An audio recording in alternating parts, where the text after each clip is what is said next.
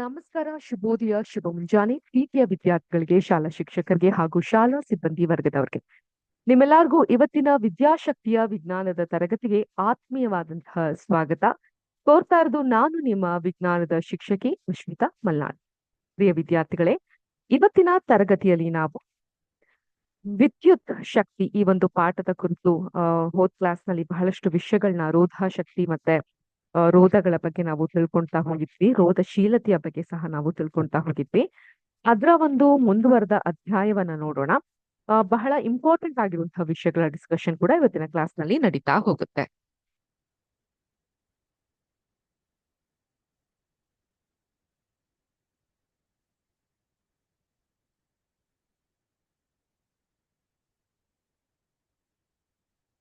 ವಿದ್ಯುತ್ ಶಕ್ತಿ. ಈಗ ಒಂದು ವಿದ್ಯುತ್ ಮಂಡಲದಲ್ಲಿ ಸಾಮಾನ್ಯವಾಗಿ ಉಪಯೋಗಿಸುವಂತಹ ಸಾಂಪ್ರದಾಯಿಕ ಚಿಹ್ನೆಗಳನ್ನ ನಾನು ನಿಮ್ಗೆ ತೋರಿಸ್ತೇನೆ. ಯಾಕಂತ ಹೇಳಿದ್ರೆ ಪರೀಕ್ಷೆಯಲ್ಲಿ ಈ ರೀತಿ ಒಂದು ಯಾವಾದಂತಹ ಚಿಹ್ನೆಗಳನ್ನ ನೀವು ಬರಿಬೇಕಾಗತ್ತೆ, ಬಿಡಿಸ್ಬೇಕಾಗತ್ತೆ. ಅವುಗಳ ಡಯಾಗ್ರಾಮ್ ಅಥವಾ ರೇಖಾಚಿತ್ರವನ್ನ ಬಿಡಿಸ್ಬೇಕಾಗತ್ತೆ, ಅವುಗಳನ್ನ ಹೆಸರಿಸ್ಬೇಕಾಗತ್ತೆ, ಅಂದ್ರೆ ಲೇಬಲಿಂಗ್ ಮಾಡ್ಬೇಕಾಗತ್ತೆ. ಆ ಒಂದು ಕಾರಣದಿಂದ ನಿಮ್ಗೆ ಅರ್ಥ ಆಗೋ ರೀತಿಯಲ್ಲಿ ಈ ರೀತಿ ಚಿಹ್ನೆಗಳನ್ನ ನಾನು ನಿಮ್ಗೆ ಬರೆದು ತೋರಿಸ್ತೀನಿ. ನೀವು ಸಹ ನೋಟ್ ಮಾಡ್ಕೊಳ್ಳಿ. ಲಾಸ್ಟ್ ಮಿನಿಟ್ ಸ್ಟಡಿಗೆ ಇದು ತುಂಬಾ ನೆರವಾಗುತ್ತೆ, ಸಹಾಯಕವಾಗಿ ಇರುತ್ತೆ. ಮೊದಲನೇದಾಗಿ ಆಕಾರಗಳು ಹಾಗೂ ಚಿಹ್ನೆಗಳು ನೋಡ್ತಾ ಬರೋಣ.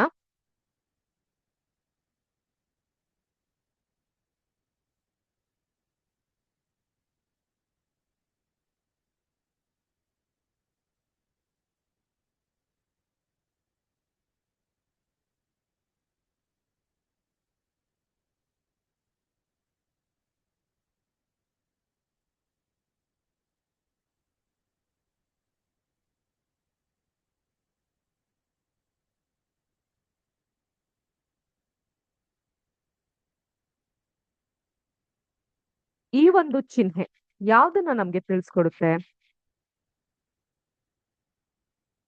ನೋಟ್ ಮಾಡ್ಕೊಳ್ಳಿ. ವಿದ್ಯುತ್ ಕೋಶ.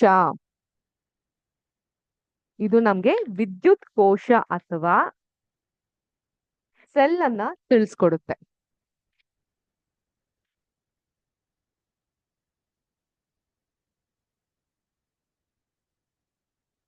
ವಿದ್ಯುತ್ ಕೋಶ ಅಥವಾ ಸೆಲ್ ಅನ್ನ ಈ ಒಂದು ಚಿಹ್ನೆ ನಮ್ಗೆ ತಿಳಿಸ್ಕೊಡುತ್ತೆ. ಅದೇ ರೀತಿ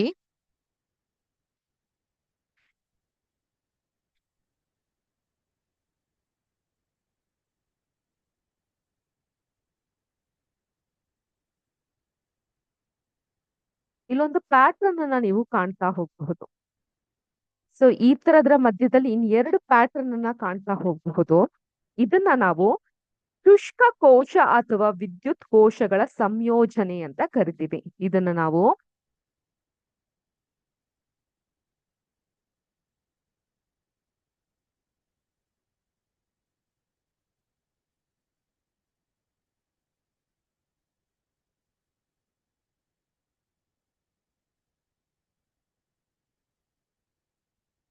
ಇಲ್ಲಿ ಜಾಗದ ಅಭಾವ ಇರೋದ್ರಿಂದ ಹೀಗೆ ಬರಿತಾ ಇದ್ದೀನಿ.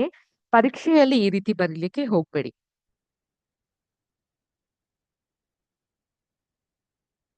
ಹುಲ್ಲಾಗೆ ಬರಿಬೇಕಾಗತ್ತೆ. ವಿದ್ಯುತ್ ಕೋಶ ಇದಾದ್ರೆ ಇದು ಒಂದು ಪ್ಯಾಟರ್ನ್ ಅನ್ನ ಕಾಣ್ತಾ ಹೋಗ್ಬಹುದು. ಏನಾಗುತ್ತೆ? ಶುಷ್ಕ ಕೋಶ ಅಥವಾ ವಿದ್ಯುತ್ ಕೋಶಗಳ ಸಂಯೋಜನೆ ಇದ್ರೆ ಅದು ಈ ರೀತಿಯಾಗಿ ಇರುತ್ತೆ.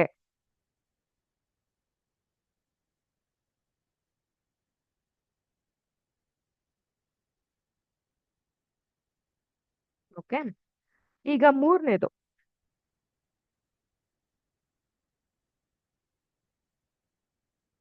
ಏನಿರಬಹುದಿದು?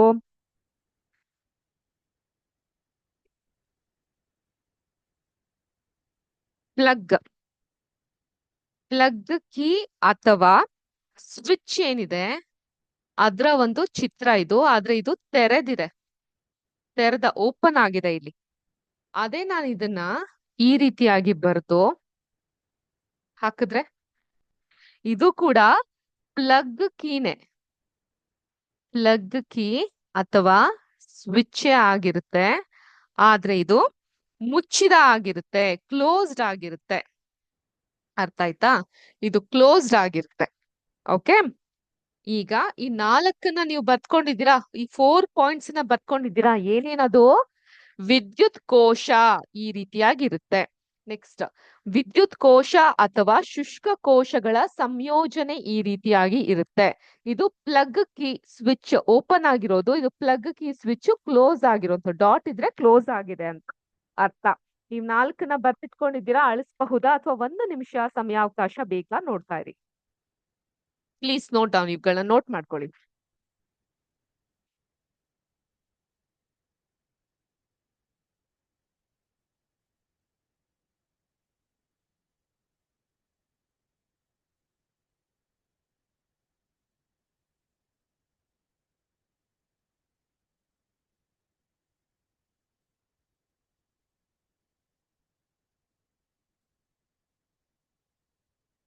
ನೋಟ್ ಮಾಡ್ಕೊಂಡ್ರಾ?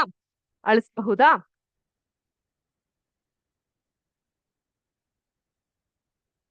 ಅಥವಾ ಬಹು ಆಯ್ಕೆಯ ಪ್ರಶ್ನೆಗಳಲ್ಲೂ ಇದು ಏನಿರಬಹುದು ಅನ್ನೋದು ನಿಮ್ಗೆ ಬರುತ್ತೆ.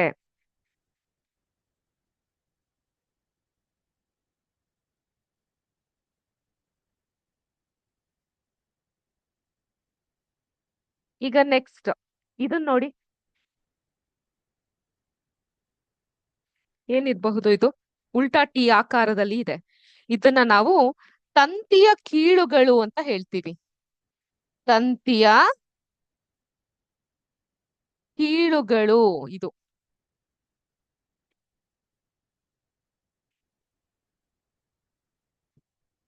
ಅದೇ ಈಗ ಒಂದು ಲೈನ್ ಹೀಗಿದ್ದಾಗ ಇದನ್ನೇನಂತ ನಾವು ಕರಿತೀವಿ? ಸೇರ್ಪಡೆ ಇಲ್ಲದೆ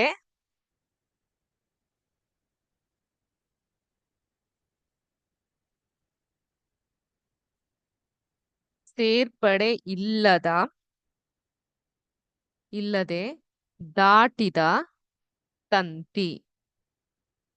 ಸೇರ್ಪಡೆ ಕನೆಕ್ಟ್ ಆಗದೆ ದಾಟ್ ಹೋಗಿರುವಂತಹ ತಂತಿ ಯಾವುದು? ಈ ರೀತಿಯಾಗಿ ಇದ್ದಾಗ. ಇದು ನಿಮ್ಮೆಲ್ಲರಿಗೂ ಬಹುಶಃ ಬಹಳ ಚೆನ್ನಾಗಿ ಗೊತ್ತಿರುತ್ತೆ. ಇದೇನೋ ಹಾರ್ಟ್ ಆಕಾರದಲ್ಲಿ ಇದೆ ಅಂತ ಅನ್ಸ್ಬಹುದು, ಅಥವಾ ಇದನ್ನ ಹೀಗೂ ಬರೀಬಹುದು.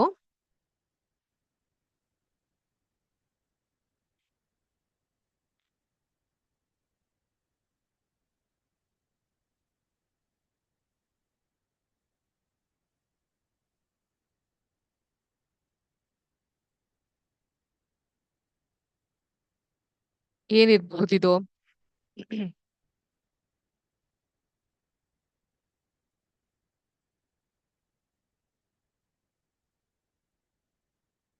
ವಿದ್ಯುತ್ ಬಲ್ಬ್. ಹೀಗಾದ್ರೂ ಬರೀಬಹುದು, ನೀವ್ ಹೀಗಾದ್ರೂ ಬರ್ದು ತೋರಿಸಬಹುದು. ಇದು ಈಸಿಯಾಗಿ ಬರೀಲಿಕ್ಕೆ ನಿಮ್ಗೆ ಹೆಲ್ಪ್ ಆಗುತ್ತೆ. ನೆಕ್ಸ್ಟ್,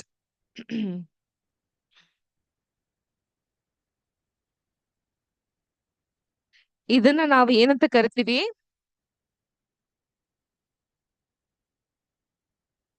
ರೋಧಕದ ಆರ್ ಅಥವಾ ರೋಧ ಅಂತ ಹೇಳ್ತೀವಿ. ಅಂದ್ರೆ ವಿದ್ಯುತ್ ಹರಿಬೇಕಾದ್ರೆ ಉಂಟು ಮಾಡುವಂತಹ ಅಡ್ಡಿಯನ್ನ ನಾವು ರೋಧ ಅಂತೀವಲ್ಲ, ಅದು. ಓಕೆ, ನೋಟ್ ಮಾಡ್ಕೊಂಡ್ರ? ಇದು ಸಹ ಬಹಳ ಇಂಪಾರ್ಟೆಂಟ್ ಆಗುತ್ತೆ. ಕ್ಲೀನ್ ಆಗಿ ನೋಟ್ ಮಾಡ್ಕೊಳ್ಳಿ.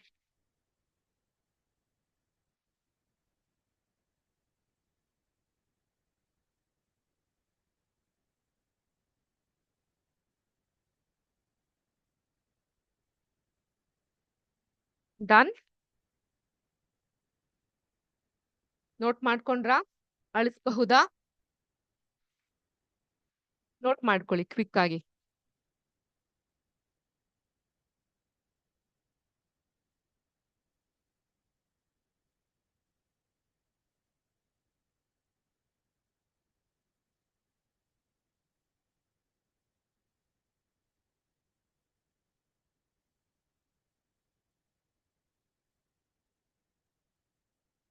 ನೋಟ್ ಮಾಡ್ಕೊಂಡ್ರ? ಅಳಿಸಬಹುದಾ ಮಕ್ಳೇ?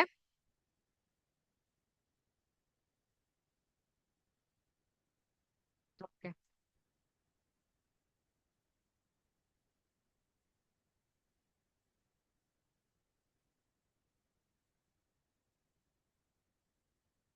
ನೆಕ್ಸ್ಟ್ ರೋಧದ ಹಾಗೆ ಇರುತ್ತೆ, ಇದನ್ನ ಏನು ಅಂತ ನೀವೇ ಗುರ್ತಿದ್ದೀರಿ.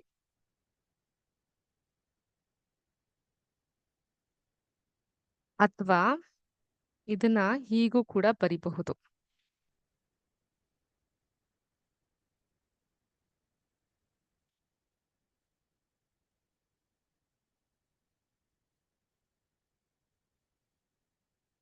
ಹೀಗೂ ಬರಿಬಹುದು, ಮೇಲೂ ಬರಿಬಹುದು, ಈ ರೀತಿ ಕೆಳಗ್ ರೀತಿಯಲ್ಲೂ ಬರಿಬಹುದು. ಇದನ್ನ ಏನಂತ ಹೇಳ್ತೀವಿ? Very important.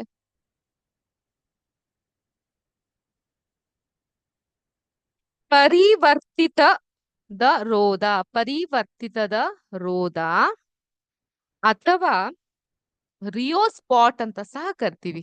ಏನ್ ಸ್ಪಾಟ್? ಜಿಯೋ ಸ್ಪಾಟ್ ಅಲ್ಲ, ರಿಯೋ ಸ್ಪಾಟ್ ಅಂತ ನಾವು ಇದನ್ನ ಕರಿತೀವಿ. ಓಕೆ, ಪರಿವರ್ತಿತದ ರೋಧ ಅಥವಾ ರಿಯೋಸ್ಟಾಟ್ ಅಂತ ನಾವು ಇದನ್ನ ಕರಿತೀವಿ. ನೆಕ್ಸ್ಟ್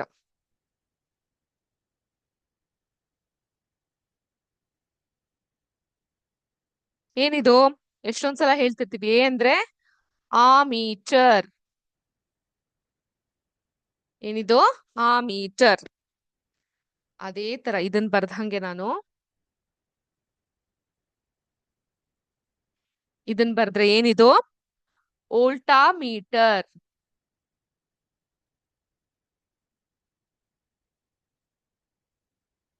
ಏನಿದು? ವೋಲ್ಟಾಮೀಟರ್. ಓಕೆ, ಈಗ ಆಕಾರ ಚಿಹ್ನೆಗಳೆಲ್ಲ ನಿಮ್ಗೆ ಕ್ಲೀನ್ ಆಗಿ ಗುರ್ತು ಸಿಕ್ಕಿದೆ ಅಂತ ನಾನು ಭಾವಿಸ್ತೀನಿ. ಸೊ ಒಟ್ಟು 11 ಆಕಾರಗಳನ್ನ ನಿಮ್ಗೆ ಹೇಳಿದ್ದು.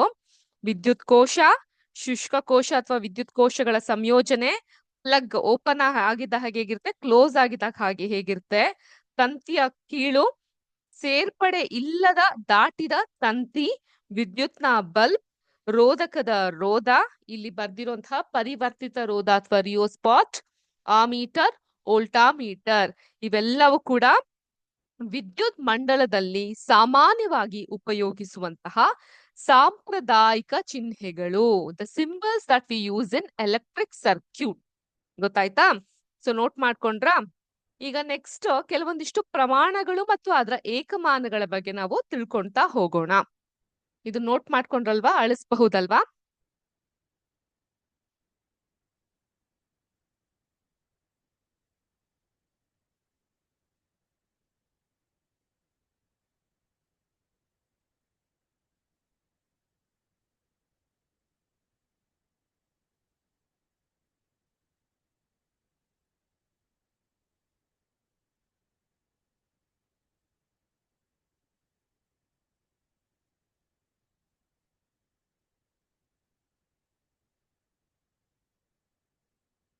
ಪ್ರಮಾಣಗಳು ಮತ್ತು ಅದರ ಅಂತಾರಾಷ್ಟ್ರೀಯ ಏಕಮಾನ.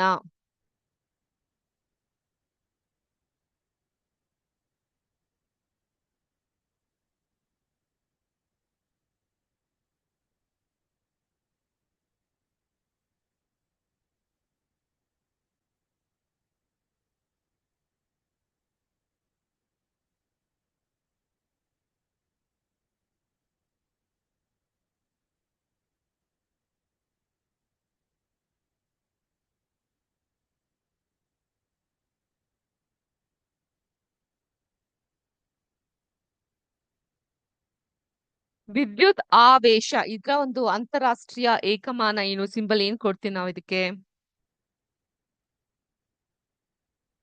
ಕೂಲಂ ಅಂತ ಕರಿತೀವಿ ನಾವ್ ಇದನ್ನ. ಓಕೆ, ನೋಟ್ ಮಾಡ್ಕೊಳ್ಳಿ, ಕೂಲಂ ಅಂತ ಹೇಳ್ತೀವಿ. ಅದೇ ರೀತಿ ವಿದ್ಯುತ್ ಪ್ರವಾಹ, ಸ್ಪೆಲ್ಲಿಂಗ್ ನೆಲ್ಲ ನೀಟಾಗಿ ನೋಟ್ ಮಾಡ್ಕೊಬೇಕು ಎಕ್ಸಾಮ್ ಅಲ್ಲಿ. ಯಾಕಂದ್ರೆ ನೀವ್ ಕಾನ್ಸೆಪ್ಟ್ ನ ಕರೆಕ್ಟ್ ಆಗಿ ಬರ್ದ್ರು ಕೂಡ ಸ್ಪೆಲ್ಲಿಂಗ್ ಗಳಲ್ಲಿ ಮಿಸ್ಟೇಕ್ ಇದ್ದಾಗ ಅನ್ಯಾಯವಾಗಿ ಮಾರ್ಕ್ಸ್ ನ ಕಳ್ಕೊಬೇಕಾಗತ್ತೆ. ಆದ್ರಿಂದ ಸ್ಪೆಲ್ಲಿಂಗ್ ನೆಲ್ಲ ಪ್ರಾಕ್ಟೀಸ್ ಮಾಡಿ. ಇದನ್ನ ನಾವು ಆಂಪೀರ್ ಇಂದ ಏಕಮಾನವಾಗಿ ಗುರುತಿಸಬಹುದು. ನೆಕ್ಸ್ಟ್ ವಿಭವಾಂತರ.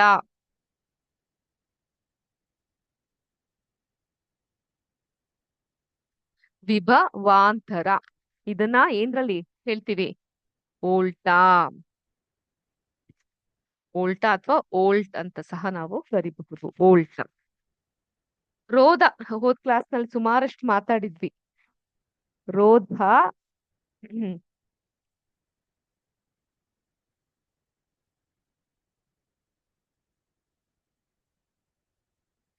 ಓಂ. ಓಕೆ, ಇಷ್ಟು ನೋಟ್ ಮಾಡ್ಕೊಳ್ಳಿ ಇದನ್ನ.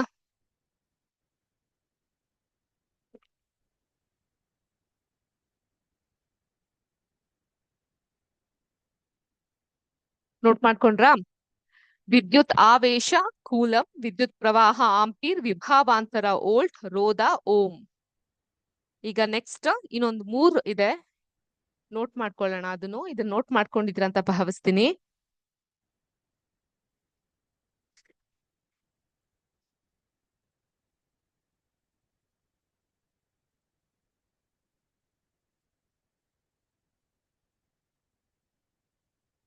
ರೋಧಶೀಲತೆ.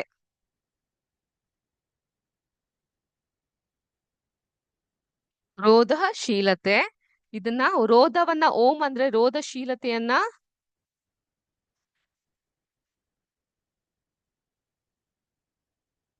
ಓಂ ಮೀಟರ್. ಇದರಲ್ಲಿ ನಾವು ಅಂತಾರಾಷ್ಟ್ರೀಯ ಏಕಮಾನವಾಗಿ ಪರಿಗಣಿಸ್ತೀವಿ. ನೆಕ್ಸ್ಟ್ ಉಷ್ಣ. ಉಷ್ಣವನ್ನ ಯಾವ್ದ್ರಲ್ಲಿ ಅಳಿತೀವಿ ನಾವು? ಅಂತಾರಾಷ್ಟ್ರೀಯ ಥರ್ಮೋಮೀಟರ್ ಅಂತ ಹೇಳ್ಬೇಡಿ. ಉಷ್ಣ ಇಲ್ಲಿ ಬಂದು ಜೌಲ್.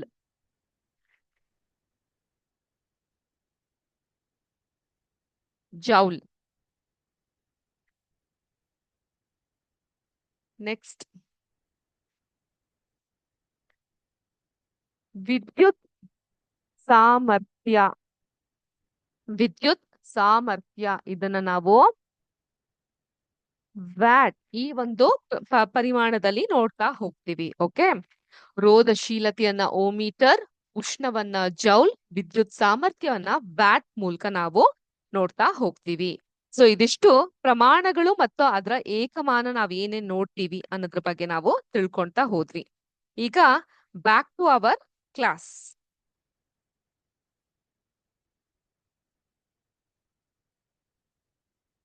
ಸೊ ಹೋದ್ಸಲ ಕ್ಲಾಸ್ ನಲ್ಲಿ ನಾನೊಂದು ಡಯಾಗ್ರಾಮ್ ಸರಣಿ ಕ್ರಮದಲ್ಲಿ ಜೋಡಿಸಾದಂತಹ ರೋಧಕಗಳ ಒಟ್ಟು ರೋಧದ ಸಮೀಕರಣ R(S)=R1 + R2 + R3 ಅಂತ ಬರ್ದಿದ್ದೆ. ನೆನ್ಪಿದ್ಯಾ? ಈಗ ಅದೇ ರೀತಿ ಹಲವು ರೋಧಕಗಳ ಮಂಡಳದಲ್ಲಿ ಸರಣಿ ಕ್ರಮದಲ್ಲಿ ಇರುವಾಗ ಅವುಗಳಲ್ಲಿ ಪ್ರತಿಯೊಂದರ ಮೂಲಕವೂ ಒಂದೇ ವಿದ್ಯುತ್ ಪ್ರವಾಹವಾಗುತ್ತೆ ಅನ್ನೋದನ್ನ ತೋರಿಸ್ತೀನಿ ನಾನು. ಹೇಗೆ ಅಂತ ನೋಡೋಣ.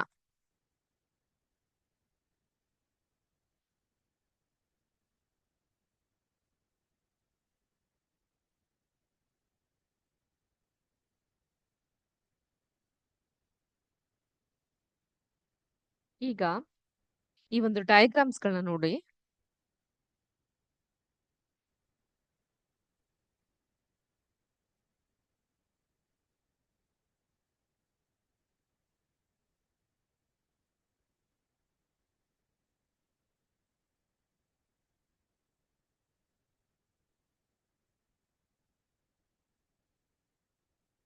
ನೋಡಿ ಸರಣಿ ಕ್ರಮದಲ್ಲಿ ಹೇಗೆ ಇದು ಜೋಡಿಸಲ್ಪಟ್ಟಿದೆ ಅಂತ ಅಂದ್ಬಿಟ್ಟು.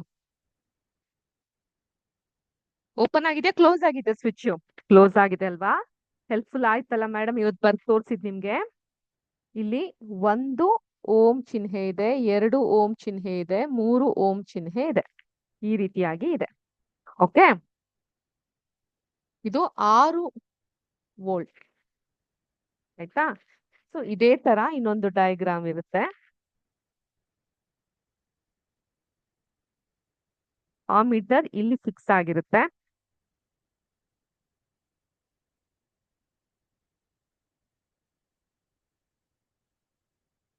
ಇಲ್ಲಿಗೆ ಸರಣಿ ಕ್ರಮದಲ್ಲಿ ಜೋಡಿಸಲ್ಪಟ್ಟಿರುವಂತದ್ದು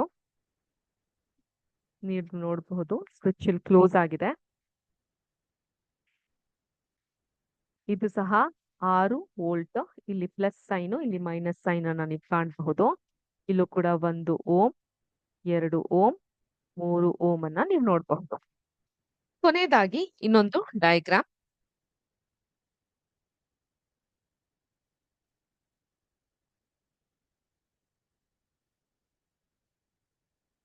ಇನ್ನೂ ಸ್ಪೇಷಿಯಸ್ ಆಗಿ ಬರಿಬಹುದು. ಇಲ್ಲಿ ಜಾಗದ ಅಭಾವ ಇರೋದ್ರಿಂದ ಹೀಗೆ ನಾನು ನಿಮ್ಗೆ ಬರೆದು ತೋರಿಸ್ತಾ ಇದ್ದೀನಿ. ನೀವು ನಿಮ್ಮ ಎಕ್ಸಾಮ್ ನಲ್ಲಿ ಇನ್ನೂ ಸ್ಪೇಷಿಯಸ್ ಆಗಿ ಬರಿತಾ ಹೋಗಬಹುದು.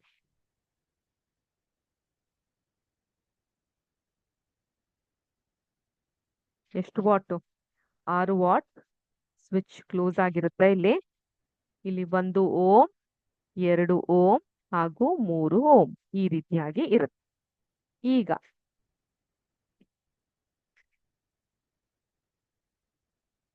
ಇದನ್ನ ಹೀಗೂ ಬರೀಬಹುದು. 1, 2, 3 ರೋಧವುಳ್ಳ 3 ರೋಧಕಗಳನ್ನ ಸರಣಿ ಕ್ರಮದಲ್ಲಿ ಇಲ್ಲಿ ಜೋಡಿಸ್ತೀವಿ.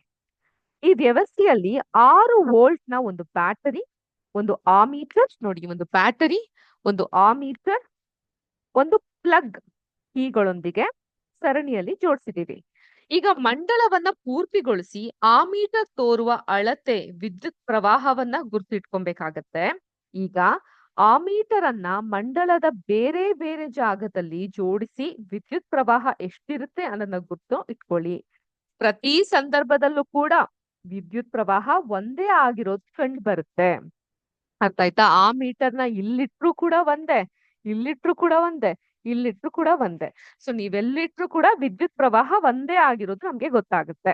ಈಗ ಬೇರೆ ಬೇರೆ ರೋಧಗಳು ಸರಣಿ ಕ್ರಮದಲ್ಲಿ ಏರ್ಪಟ್ಟಾಗಿದ್ದಾಗ ಅವುಗಳಲ್ಲಿ ಪ್ರತಿಯೊಂದರ ಮೂಲಕವೂ ಕೂಡ ಹರಿಯುತ್ತಿರುವಂತಹ ವಿದ್ಯುತ್ ಪ್ರವಾಹ ಒಂದೇ ಆಗಿರುತ್ತೆ.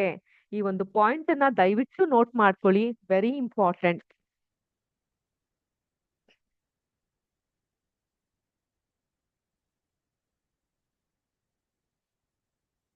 ಬೇರೆ ಬೇರೆ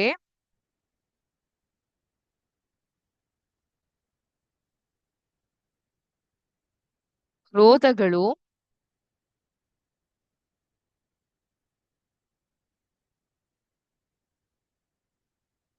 ಸರಣಿ ಕ್ರಮದಲ್ಲಿ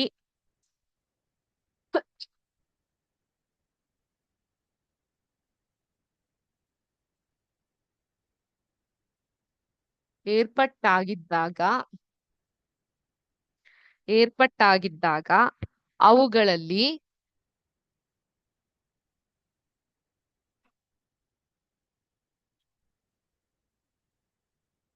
ಪ್ರತಿಯೊಂದರ ಮೂಲಕ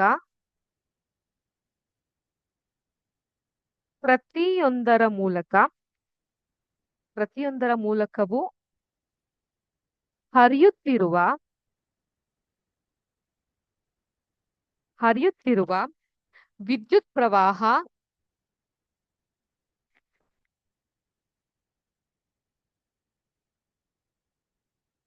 ವಿದ್ಯುತ್ ಪ್ರವಾಹ ಒಂದೇ ಆಗಿರುತ್ತದೆ. ಸೊ ಸರಣಿ ಕ್ರಮದಲ್ಲಿ ನೀವು ಜೋಡಿಸಿದ್ದಾಗ್ಲೂ ಕೂಡ ಬೇರೆ ಬೇರೆ ರೋಧಗಳ ಸರಣಿ ಕ್ರಮದಲ್ಲಿ ಏರ್ಪಟ್ಟಾಗಿದ್ದಾಗ ಅವುಗಳಲ್ಲಿ ಪ್ರತಿಯೊಂದರ ಮೂಲಕವೂ ಹರಿಯುತ್ತಿರುವಂತಹ ವಿದ್ಯುತ್ ಪ್ರವಾಹ ಒಂದೇ ಆಗಿರುತ್ತದೆ. ವಿದ್ಯುತ್ ಹರಿಯುವುದಕ್ಕೆ ಒಂದೇ ಮಾರ್ಗ ಇರುವುದು ಇದಕ್ಕೆ ಕಾರಣ. ಸೊ ವಿದ್ಯುತ್ ಯಾವಾಗ್ಲೂ ಏನು? ಏಕಪಥ, ಒಂದೇ ಮಾರ್ಗದಲ್ಲಿ ಹರಿಯೋದ್ರಿಂದ ಇದು ಯಾವಾಗ್ಲೂ ಒಂದೇ ಆಗಿರುತ್ತೆ ಅನ್ನೋದು ಈ ಒಂದು ನಮ್ಗೆ ನಿದರ್ಶನದ ಮೂಲಕ ತಿಳಿತಾ ಹೋಗುತ್ತೆ.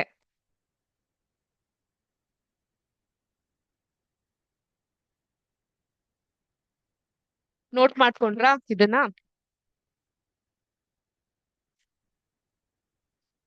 ಓಕೆ. ಈಗ ಇದನ್ನ ನೋಟ್ ಮಾಡ್ಕೊಂಡ್ಮೇಲೆ ಇನ್ನೊಂದು ಪ್ರಶ್ನೆ ಏನ್ ಉಂಟಾಗುತ್ತೆ ಅಂದ್ರೆ, ಎಷ್ಟೊಂದು ರೋಧಕಗಳು ಒಂದು ಸಮೂಹ ಸಮಾಂತರ ಜೋಡಣೆಯಲ್ಲಿ ಇದೆ ಅಂತ ನಾವ್ ಯಾವಾಗ ಹೇಳ್ತೀವಿ? ಮತ್ತು ಅದಕ್ಕೆ ಸಂಬಂಧಪಟ್ಟಿರುವಂತಹ ಚಿತ್ರವನ್ನ ಸಹ ನಾವು ನೋಡ್ತಾ ಹೋಗೋಣ. ಸೊ ಫಸ್ಟ್ ಆಫ್ ಆಲ್ ಇದನ್ನ ನೋಟ್ ಮಾಡ್ಕೊಂಡಿದ್ರ ಅಂತ ಭಾವಿಸ್ತೀನಿ. ಹಲವು ರೋಧಕಗಳು ಒಂದು ತುದಿಯನ್ನ ಒಂದು ಸಾಮಾನ್ಯ ಅಗ್ರಕ್ಕೂ ಉಳಿದ ತುದಿಗಳನ್ನ ಇನ್ನೊಂದು ಸಾಮಾನ್ಯ ಅಗ್ರಕ್ಕೂ ಜೋಡಿಸಿದಾಗ ಆ ರೋಧಕಗಳು ಸಮಾಂತರ ಜೋಡಣೆಯಲ್ಲಿ ಇದೆ ಅಂತ ಹೇಳ್ತೀವಿ. ನೋಟ್ ಮಾಡ್ಕೊಳ್ಳಿ. ಹಲವು ರೋಧಕಗಳ ಒಂದು ತುದಿಯನ್ನ ಒಂದು ಸಾಮಾನ್ಯ ಅಗ್ರಕ್ಕೂ ಉಳಿದ ತುದಿಗಳನ್ನ ಇನ್ನೊಂದು ಸಾಮಾನ್ಯ ಅಗ್ರಕ್ಕೂ ಜೋಡಿಸಿದಾಗ ಆ ರೋಧಕಗಳು ಸಮಾಂತರ ಜೋಡಣೆಯಲ್ಲಿ ಇದೆ ಅಂತ ಹೇಳ್ತೀವಿ. ಈಗ ರೋಧಕಗಳು ಸಮಾಂತರ ಜೋಡಣೆಯಲ್ಲಿ ಇದ್ದಾಗ ಅವುಗಳಲ್ಲಿ ಪ್ರತಿಯೊಂದರ ತುದಿಗಳ ನಡುವೆ ಒಂದೇ ವಿಭವಾಂತರ ಇರುತ್ತದೆ. ಅರ್ಥ ಆಯ್ತಾ? ಸೊ ಅದು ಹೇಗೆ ಒಂದು ಡಯಾಗ್ರಾಮ್ ಮೂಲಕ ನೋಡೋಣ.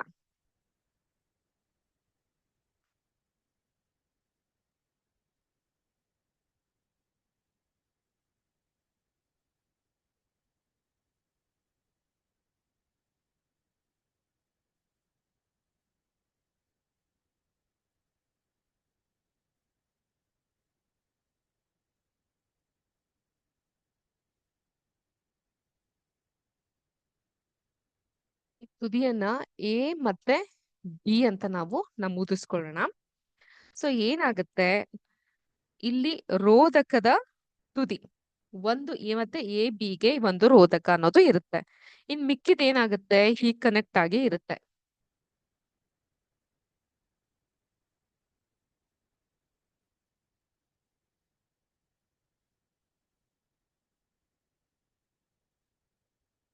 ಓಕೆ, ಇದನ್ನ R1 R2 R3 ಅಂತ ಬರ್ದಿಟ್ಕೊಳ್ಳೋಣ. ಸೊ ಇವುಗಳನ್ನ ಈ ರೀತಿ ಕನೆಕ್ಟ್ ಆಗಿರುತ್ತೆ.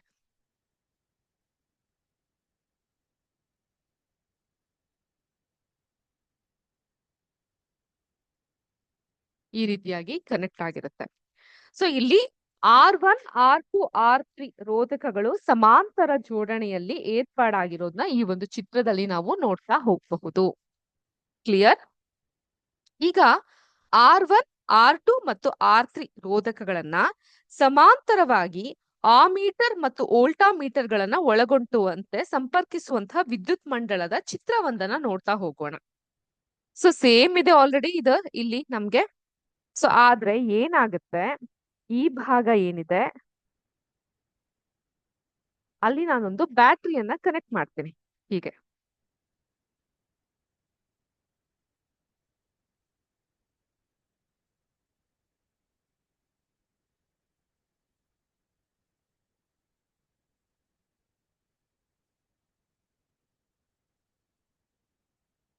ಒಂದು ಆಮೀಟರ್ ನ ಸಹ ಕನೆಕ್ಟ್ ಮಾಡ್ತೀನಿ.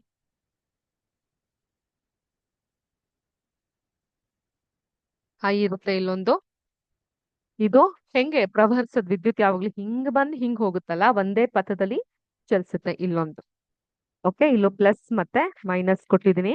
ಇದು ಕೆ ಅಂತ ಇಲ್ಲಿ ಕೊಟ್ಟಿರ್ತೀನಿ. ಇಲ್ಲಿ ಆಮೀಟರ್ ಒಂದ್ ಇರುತ್ತೆ. ಇಲ್ಲೂ ಕೂಡ ಒಂದು ಪ್ಲಸ್ ಮತ್ತೆ ಮೈನಸ್ ಅನ್ನ ನಾನು ಕೊಟ್ಟಿರ್ತೇನೆ. ಓಕೆ, ಸೊ ಇಲ್ಲೂ ಕೂಡ ಆಗ್ರಹ ಆಗಿ ಈ ರೀತಿಯಾಗಿ ಚಲಿಸ್ತಾ ಹೋಗುತ್ತೆ.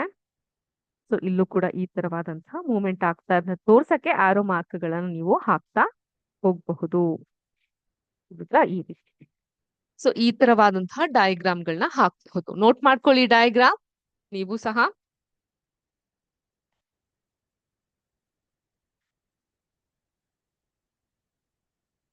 ನೋಟ್ ಆಯ್ತಾ? ಈಗ ಸಮಾಂತರ ಜೋಡಣೆಯಲ್ಲಿರುವಂತ ಹಲವು ರೋಧಕಗಳ ಸಂಯೋಜನೆಯನ್ನ ಸಮಾನ ರೋಧ ಎಷ್ಟಿರುತ್ತೆ? ಸೊ ಇವುಗಳ ಸಮಾನ ರೋಧ ಎಷ್ಟಿರಬಹುದು?